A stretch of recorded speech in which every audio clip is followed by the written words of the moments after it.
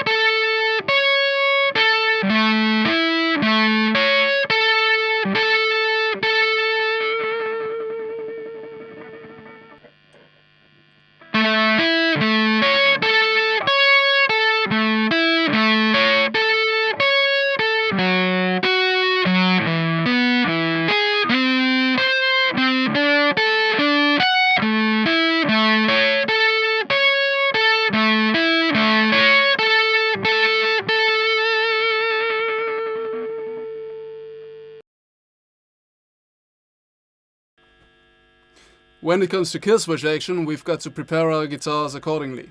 Let me show you my setting. Since I prefer to move the kill switch all downwards when triggering, I've got to mute the neck pickup by turning its volume control all down and open the bridge pickup by turning its volume control all up. This allows me to chop the note by simply pressing and releasing the toggle switch like this.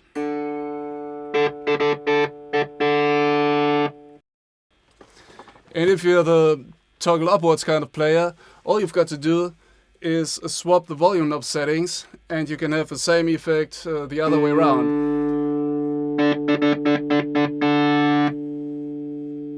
Now whatever you choose, just bear in mind that it's not necessary to snap the toggle switch all into place like this. It's much more accurate and faster if you just slightly tip against the toggle switch and have it come back all by its own. It really pays out to get accustomed to this kind of technique.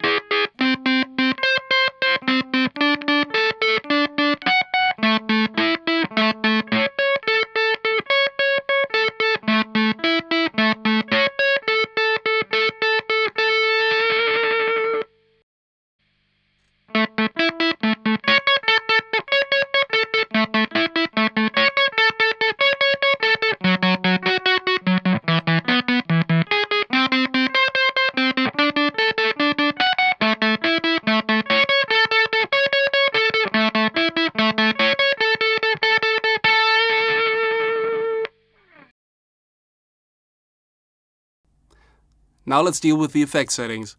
Since we want a musically distinct delay, we will have to set the 3 available controls to certain values. Let's start out with the repeat control, which is also sometimes called feedback. Now, since we want just one single repetition of our original signal, we will have to set the repeat control to 0, which in this case, and in most other cases, is the control fully counterclockwise. The next control I'd like to set is the delay level, which controls the volume of the repeated signal. Now, since we want it to sound like the original signal, we will have to dial this control all the way up, which in this case is fully clockwise. Now let's turn towards the most important control, which is in our case the delay time. Now, since we want our repeated signal to sit right between the second and the third note, we will have to set it to a 3/16th note, which in our case of 145 BPM is round about 0.3 seconds. I've marked this green and I set it to 0.3 seconds. Now for the practice play-alongs, we can also set our delay to 0.45 seconds for the 3/4 time play-along and to 0.6 seconds for the half-time play-along.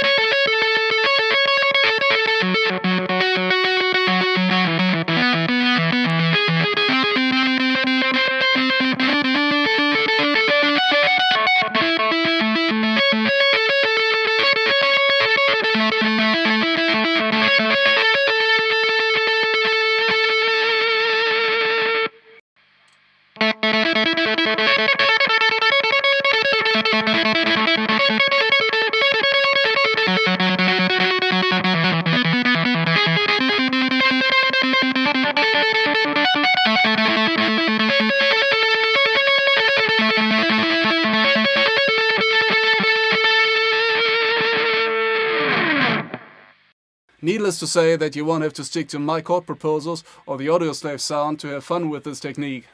Just figure out your own style about it and maybe also experiment with some additional effect pedals in front or behind the delay. And I'd be glad to hear your feedback to see how you're doing. So take care and see you next time.